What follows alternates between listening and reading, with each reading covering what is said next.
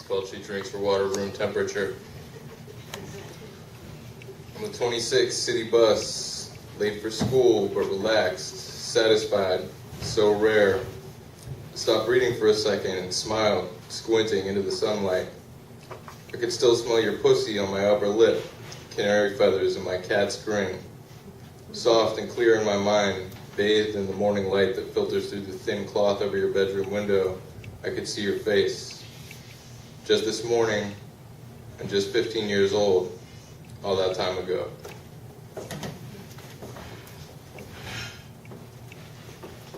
My family was born under the flag of Red Sox Nation. We're constantly playing baseball. All the guys throw and catch everything perfectly. Cans of beer, pens, glasses full of wine, babies, plants, books, lit blowtorches, tools, broken glass, fish, freshly shot game, and the grocery store is showtime. When my dad was a boy, he stood across the 25-foot kitchen in my grandparents' house as his father tossed him the dinner dishes to put away after they were washed and dried. Each plate, each knife, each fork, each glass tossed carefully through the air for my father to catch and put away on the sideboard.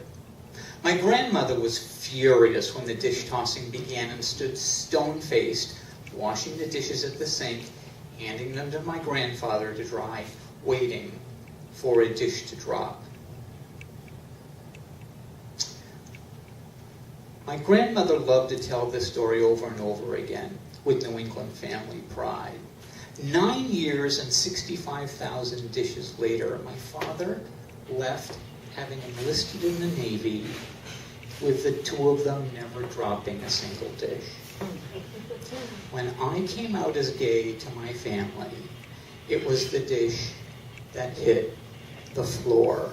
They looked at me like I was dropping all 65,000 of them one at a time.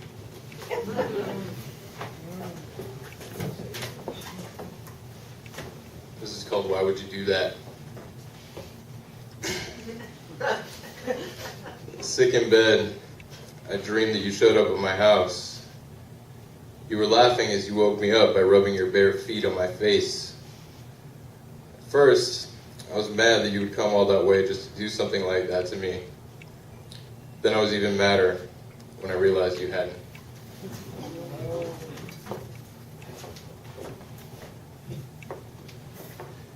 Years later, my mother called to invite Toshi and I to Thanksgiving dinner. It had been a few years since I had attended a family event. Mom finally figured out I wasn't coming home until my boyfriend was included.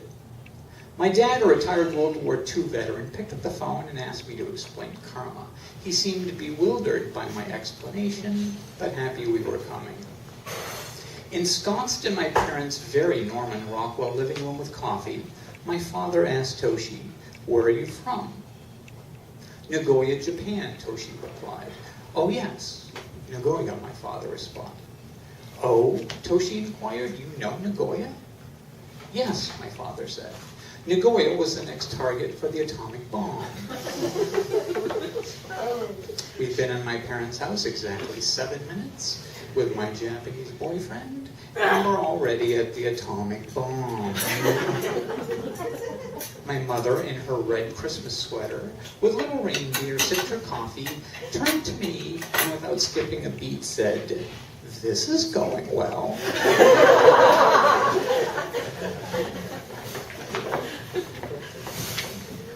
This is called I Don't Get to Touch You Anymore. The skin on her belly, her hips, porous, pebbled. Not pillow soft, not feather soft, not fur soft.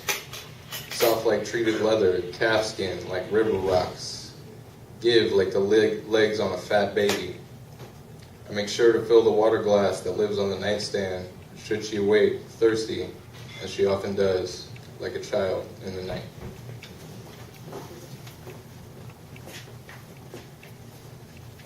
Jamie was blonde-haired Italian. We were on our way to his parents' home in New Rochelle for his sister's wedding. We arrived to what looked like the wedding scene from The Godfather.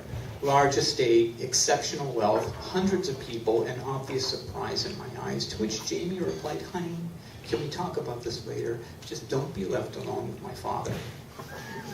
A little later came the red leather chairs, dark woods, high-ceilinged bookshelves in the library with glasses of scotch and Jamie's father.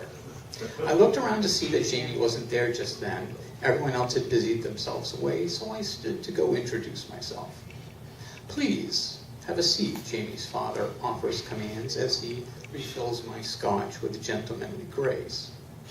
As I sit down on a handsome couch, the color of Inquisition, he sits in a high-backed chair across from me. With a coffee table between us, he takes a sip of his scotch, looks at me and says, "So, you're the guy my son is fucking." It hit me sharp in the chest. I was so hurt. Shame, anger, trapped here, and challenged. I could feel the burn well up inside me as I looked down at my glass. I loved Jamie very much. I treated him like I loved him. I didn't want to behave inappropriately, and at the same time, I wanted to unfuck the world with this guy. I took a measured breath and a sip of my scotch, looked up right in his eyes and said, "No, sir. I'm the guy that's fucking your son."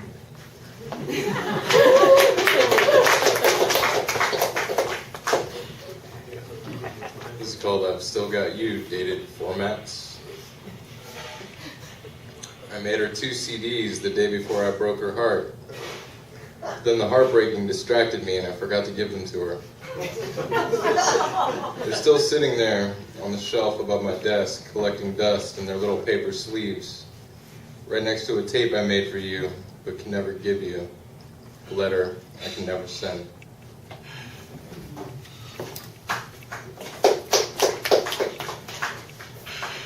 Peter went by 3 names.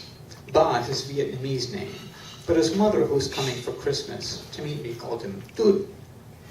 A Christmas Eve visit to my family with Ba went better than the Toshi visit. My father gave me a table saw for Christmas. I think the idea was to butcher me up a little bit. "Thanks, Dad.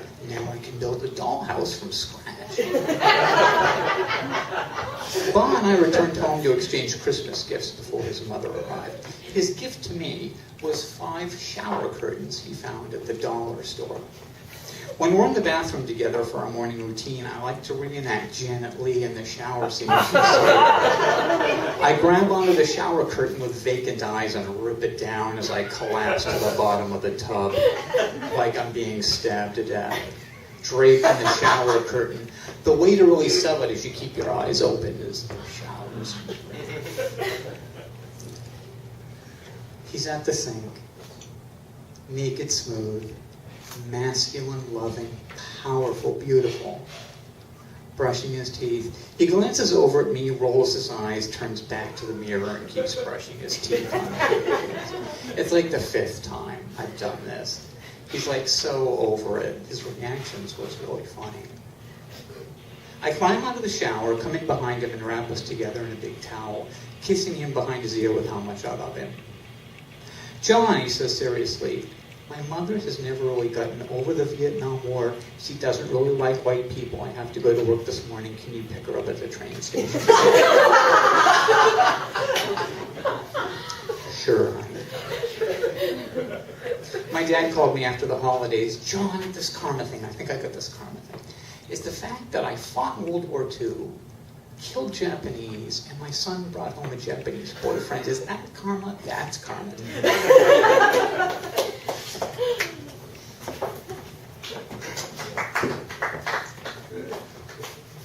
Alright, this is called She Would Spend Hours Getting Ready, trying on 5 or 6 outfits, getting her hair and makeup just right when we used to just meet up for coffee once or twice a week, but I never loved her more than when she came fresh from the shower, unadorned, sleepy, and ready for bed. Longing is a useless, girlish emotion that I'd very much like to be rid of.